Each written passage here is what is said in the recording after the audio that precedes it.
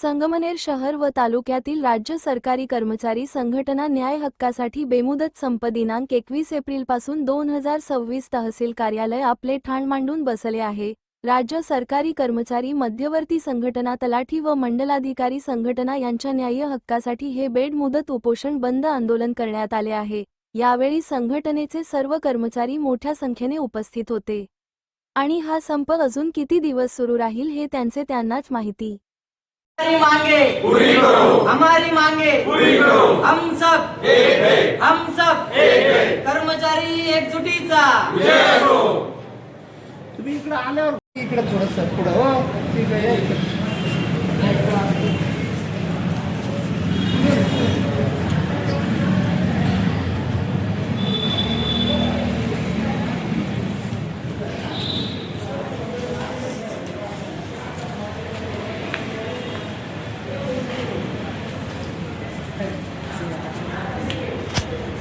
काय मागण्या आहे आपल्या?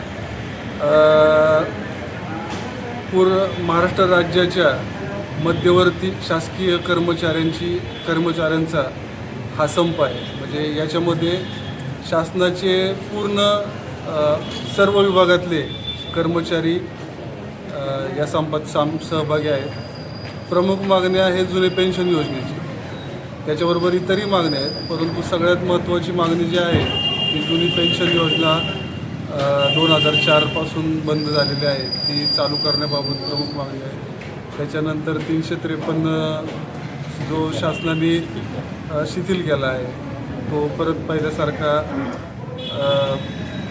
नॉन बिलेबल करावा अशी एक मागणी आहे। आणि वय जे आहे ते 60 करावं, रिटायरमेंटचं जे वय आहे ते 60 करावं, अशा अनेक मागण्या आहेत।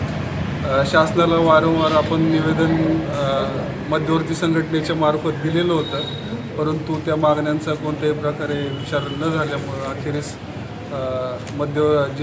राज्य मध्यवर्ती संघटनेच्या वतीनं हा संप पुकारण्यात आलेला आहे। आणि महसूलसह सर्व कर्मचारी संघटना या संपात सहभागी आहेत। घोषणा जरा जोरदार घोषणा द्या ना तुम्हाला।